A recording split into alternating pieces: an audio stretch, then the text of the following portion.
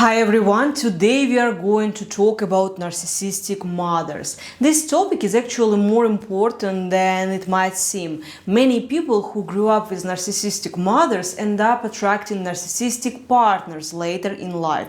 Why is that? Because that dynamic feels familiar, even normal. It can lead to a much higher tolerance for toxicity, passive aggression, silent treatment, and all the little manipulative tactics that narcissistic mothers tend to use. So in this video I want to help you spot some of the common patterns and signs and see if any of this resonates with your experience. I'm Darina, a provisional psychologist in Australia. Let's get started. One of the most obvious and painful signs of a narcissistic mother is that she doesn't respect your boundaries. And I don't just mean she calls too much or gives unsolicited advice. On a deep level, she doesn't view your boundaries as valid because she doesn't fully see you as a separate person. Boundaries are the foundation of our identity. And this is when we say, this is me and this is not me. But for a narcissistic mother, that kind of separation is intolerable. So every time you try to assert a need, say no or just draw a line, she takes it personally, as if you are attacking her. How she reacts to your boundaries depends on what type of narcissistic mother she is. If she is authoritarian type, she'll likely blow up, she will yell, threaten, and maybe even involve your father to discipline you or put you in your place. If she's moralizing type, she'll guilt trip you and she will say, how could you say that to your mother after everything I've done to you?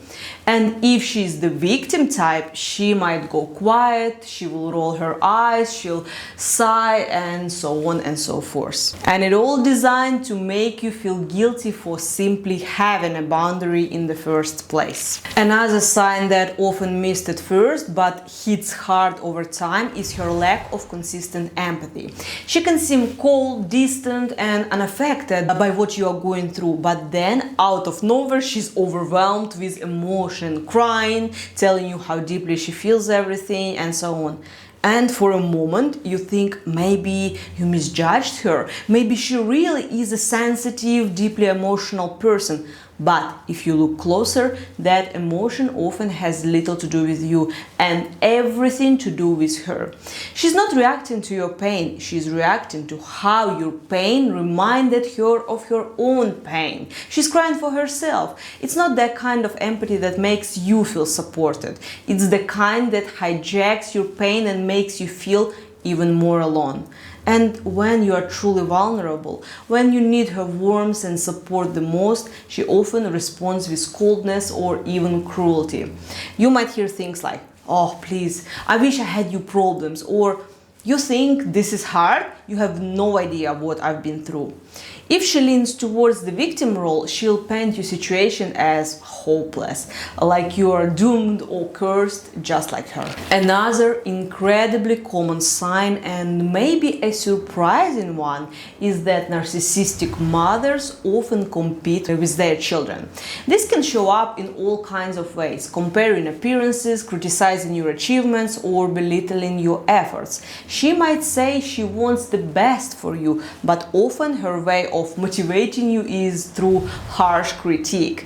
You haven't achieved anything, look at your cousin, she is married, she is successful, and to do accomplish something, she might dismiss it. It's not a big deal, or I did better at your age. Or she might criticize your self-growth altogether. You are going to therapy?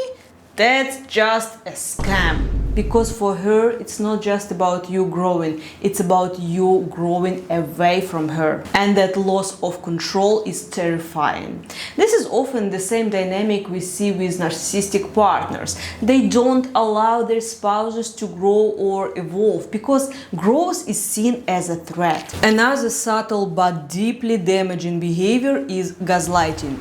Narcissistic mothers frequently deny or minimize your feelings, experiences, and even your memories. Say something happened at school and the child says, "Mom, I feel sad because a classmate hit me." A narcissistic mother might respond, "Oh, don't be silly, you're just too sensitive."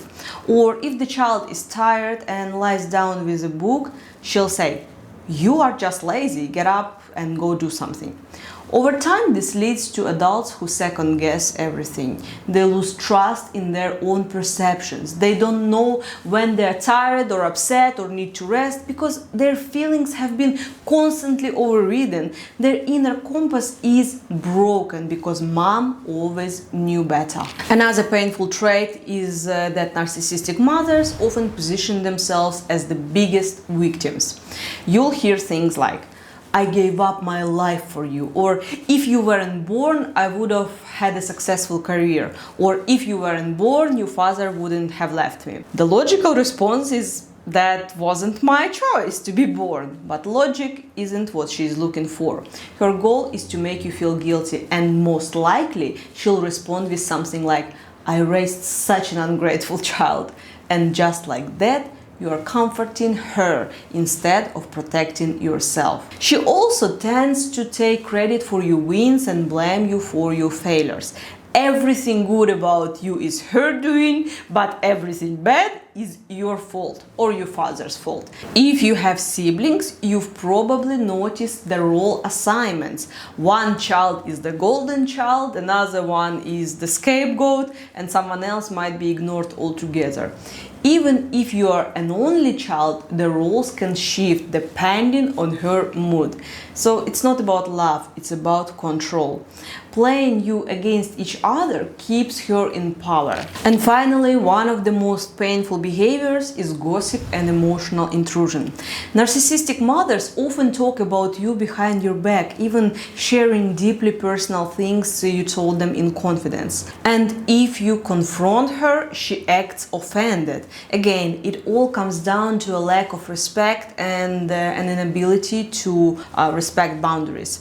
Of course, there are more signs, so if I miss something, please feel free to share it in the comments section. And if you want to understand more about the different types of narcissistic mothers and how they operate, check out my other video where I talk about that. Look after yourself and your loved ones, and I'll see you in next videos.